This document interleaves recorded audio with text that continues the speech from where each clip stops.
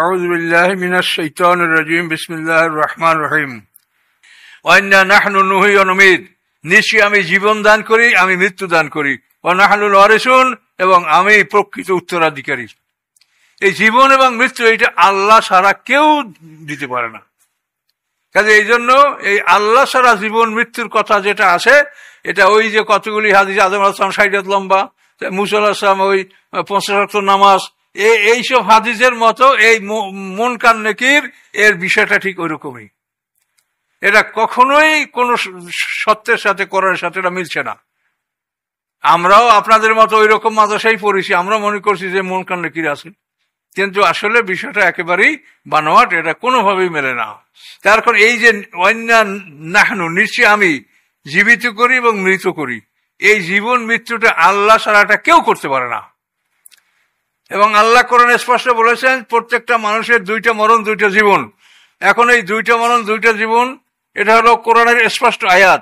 যদি আমরা মুনকার নেকিরের এই জীবন দেওয়া, কবরে জীবিত করা, এটা যদি আমরা মাইনে নেই, তাহলে জীবন হবে তিনটা, মরণ হবে তিনটা, সম্পূর্ণ কোরআনের খেলাফ। আমাদের পিছনে একটা মরণ গেছে, আমরা সবাই একসঙ্গে মৃত্যুবরণ করছি, সেই মৃত্যুর পরে আমরা বরজাকে ঢুকেছি, বরজাকের পরে আমরা বিভিন্ন সময় জন্মগ্রহণ করছি, জন্মগ্রহণ করার পরে এখন আমরা পৃথিবীর জীবন। এই জীবনের সামনে আমাদের মৃত্যু আছে, মৃত্যুর সামনে বরজাক আছে, বরজাকের পরে আমাদের জন্ম আছে, জন্মের পরে দ্বিতীয় জীবন। এই হলো দুইটা জীবন দুইটা মরণ।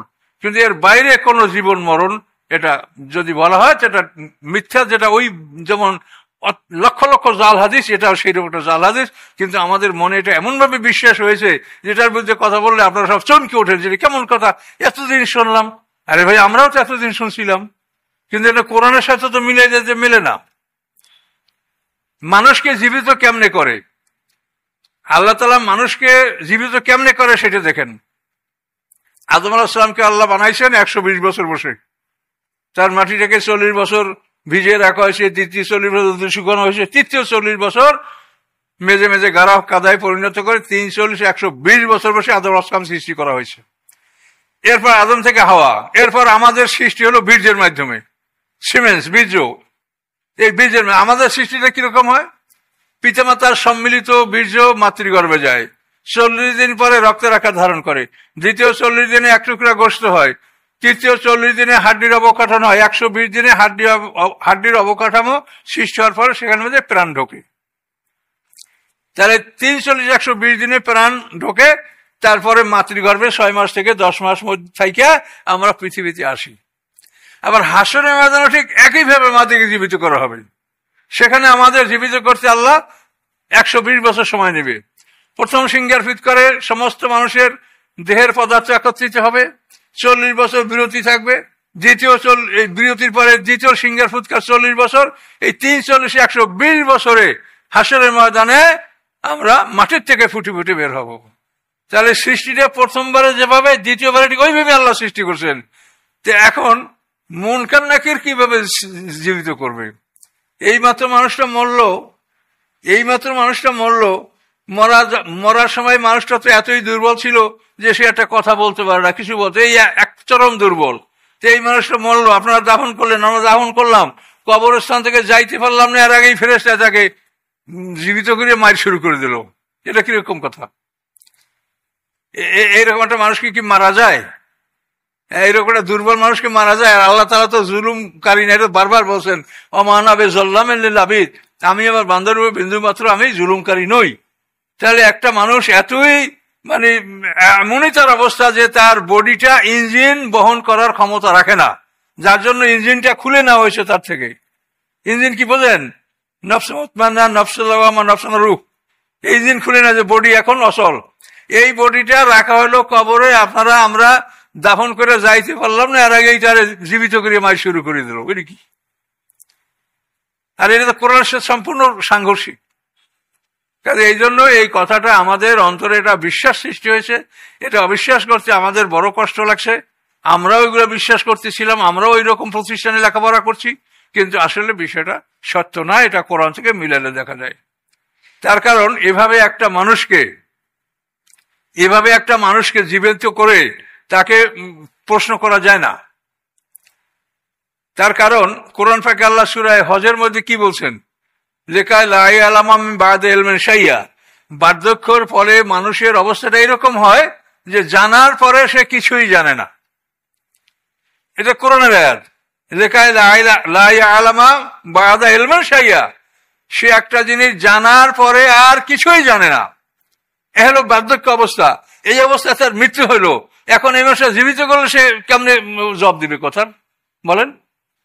কাজে কোনো দিক থেকে এইটা সমর্থন করা যায় না যে এই ধরনের একটা জীবন মন কানাকে দিতে পারে।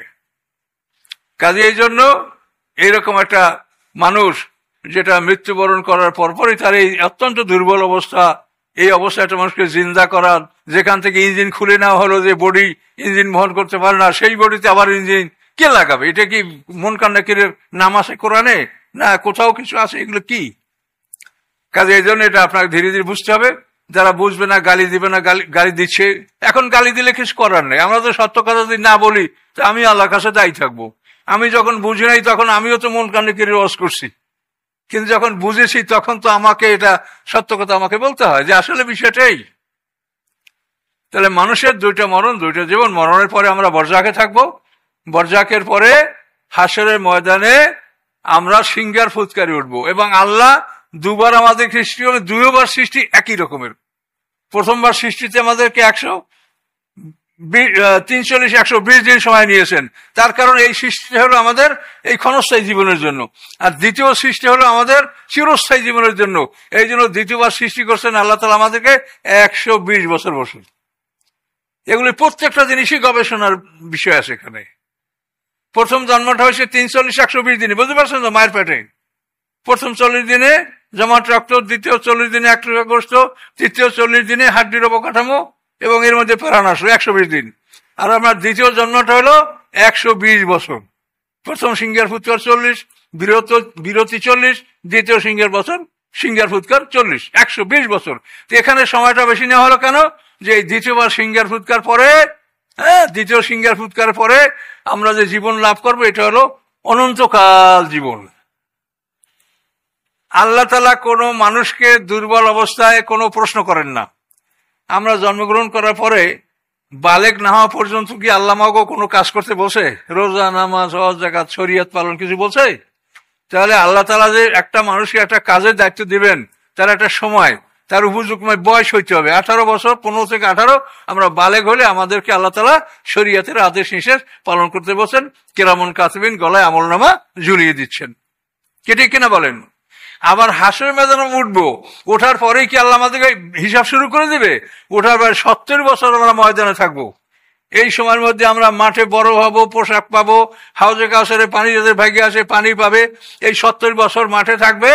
মাঠে থাকার পরে 70 বছর পরে আল্লাহ তাআলা বিচারের সিংহাসন নিয়ে ময়দানে আসবেন। ওই আহমিলু আরশা রব্বিকা ফাওকাহুম ইয়াওমাইযান সামানিয়া, এবং সেই দিন রবের সিংহাসন 8 জন ফেরেশতা বহন করে নিয়ে আসবে।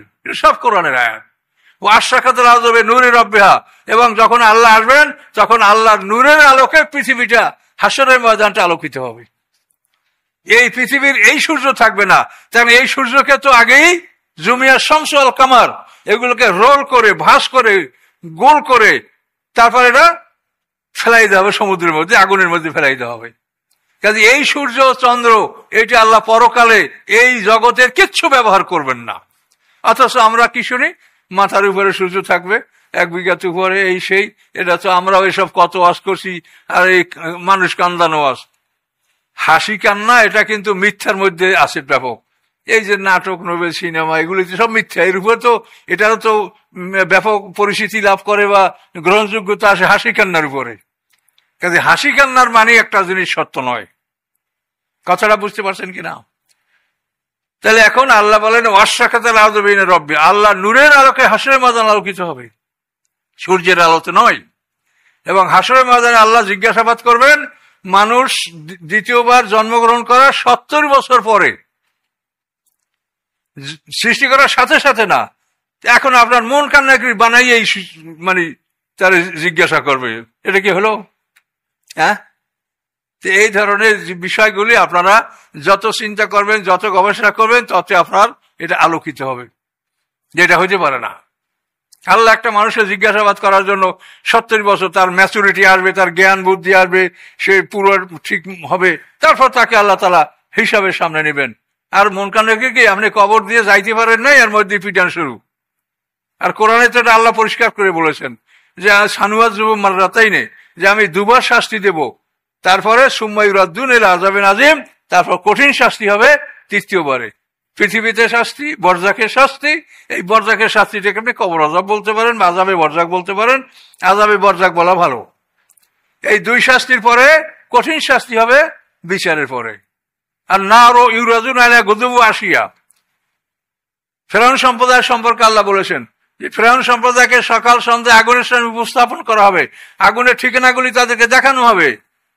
ওই ইয়াউমা তাকুমুস সাআ, আর যেদিন কিয়ামত অনুষ্ঠিত হবে, আল্লাহ বলেন আদখিলু আলা ফিরআউন শাদ্দিল আযাব, যে ফিরআউন সম্প্রদায়কে কঠিন শাস্তিতে ঢুকাও। তাহলে বিচারের আগে কঠিন শাস্তি হবে না। কিন্তু আপনারা এই হাদিসগুলিতে যে শোনেন, তাতে কি শোনেন, রে বাপরে বাপ, জীবিত করার সাথে সাথেই তাকে পাথরের হাড্ডি ঘুরে ঘুরে করে ফেলাইবে, পিটিয়ে মাটির সাথে মিশিয়ে ফেলাইবে। তো এইটা যদি আপনারা কবরই করিয়ে ফেলায়, বিচারের পরে আর কি দিবে এসে আর কঠিন শাস্তি কি থাকবে? তাহলে আল্লাহ তো বলছে বিচারের পরে। এবং এবারে বিশুদ্ধ হাদিসও আছে, বুখারী মুসলিমের মধ্যে হাদিস আছে, ইন্না আহাদাকুম ইযা মাতা, তোমাদের কেউ যখন মারা যায়, মারা যাওয়ার পরে সকাল সন্ধ্যা তার ঠিকানা তাকে দেখানো হয়। যদি সে জান্নাতি হয়, তাকে জান্নাতের ঠিকানা দেখানো হয়, যদি সে জাহান্নামী হয়, তাহলে জাহান্নামের ঠিকানা দেখানো হয়, এবং বলা হয় এইটা তোমার ঠিকানা, বিচারের পরে তোমাকে এই ঠিকানায় পৌঁছিয়ে দেওয়া হবে। এই হাদিস বুখারী মুসলিমের মধ্যে রয়েছে। তাহলে এই হাদিস তো আমি শুনি না যে আপনারা আলেমরা এই হাদিসটা বলছে যে এটা বুখারী মুসলিম হাদিস, এটা কোরআনের সাথে মিলে, এটা আপনারা মানেন, এটা তো বলা হচ্ছে না। কাজে এই জন্য আপনাদেরকে সচেতন হতে হবে, চিন্তা ভাবনা করতে হবে। খুব কম লোক ভেস্তে যাবে, কাজে এই জন্য বড় দলের কথা চিন্তা করবেন না, সত্য যেটা সেটা অনুসন্ধান করেন। আর কোন মানুষ আমি বলছি, আমার যদি আমি বলে থাকি, আপনি সে কথা রিজেক্ট করেন। আর আমি প্রত্যেকটা কথা আপনাকে যদি কোরআন থেকে বলে থাকি, তো আমার এই কথাগুলো আপনারা গবেষণা করেন। এখানে এ পর্যন্ত আমরা, আল্লাহ বলেন আমি জীবন দান করি, আমি মৃত্যু দান করি, আমি প্রকৃত মালিক। ওয়ালাকাদ আলিমনাল মুস্তাকদিনা মিনকুম ওয়ালাকাদ আলিমনাল মুস্তাখিরিন, আল্লাহ বলেন তোমাদের আগে যারা গেছে তাদেরকে আমি জানি, এবং তোমাদের পরে যারা আসবে তাদেরকেও আমি জানি। ওয়াইন্না রাব্বাকা হুয়া ইয়াহশুরহুম, নিশ্চয়ই তোমার রব ইয়াহশুরহুম, তিনি সবাইকে একত্রিত করবেন। ইন্নাহু হাকীমুন আলিম, নিশ্চয়ই তিনি মহাজ্ঞানী